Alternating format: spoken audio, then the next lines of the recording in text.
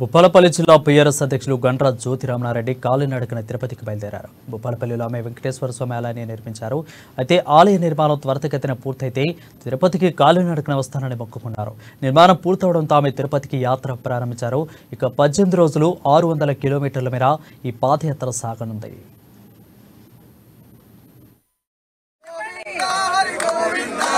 మరి వాళ్ళ స్వామి అనుగ్రహంతోని ఇవాళ మన భూపాలపల్లి నిజంగా ఇవాళ భూపాలపల్లి చాలా ఎందుకో ఇది ఇక్కడ పాజిటివ్ వైబ్రేషన్ ఇక్కడ ఎంతో మరి స్వామి కృపా కటాక్షాలు ఇక్కడ ఉన్నాయని తప్పకుండా మనకు తెలుస్తూ ఉంది. కానీ ఇంకా మరి మన భక్తులు ఇంకా కూడా రేపు రాబోయే రోజుల్లో తప్పకుండా ఇక్కడ పెరిగే అవకాశం ఉంది.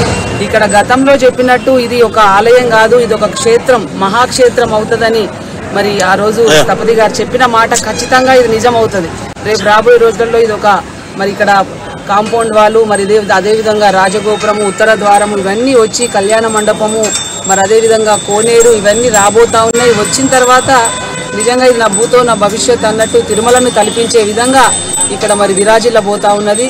మరి ఏది ఏమైనా ఇవాళ మరి ఇక్కడ గతంలో శాసనసభ్యుడిగా రమణారెడ్డి గారు మరి నేను ఇక్కడ వారికి మరి రమణారెడ్డి గారికి వచ్చినటువంటి సంకల్పం ఆలయం నిర్మాణం చేయాలనేటువంటి వచ్చినటువంటి సంకల్పం మరి ఆ సంకల్పం అతి త్వరలో నెరవేరడం అనేది నిజంగా చాలా సంతోషం. మరి మేమిద్దరం కూడా దంపతులం ఇవాళ ఏ జన్మలో చేసుకున్నటువంటి పుణ్యంగా భావిస్తా ఉన్నా. నేను ఇంత మంచి ఆలయం నిర్మాణం చేసి వాళ్ళ ఇంత చక్కటి కార్యక్రమం వాళ్ళు ఇక్కడి నుంచి కొండ వరకు నడుచుకుంటూ పోతున్నా అంటే నా ఆనందానికి అద్దులు లేకుండా ఉంది.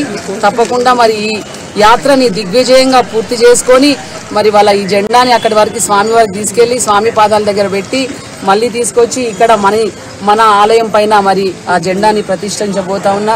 తప్పకుండా రేపు రాబోయే రోజులలో ఈ భూపాలపల్లికి మరి ఇంకా కూడా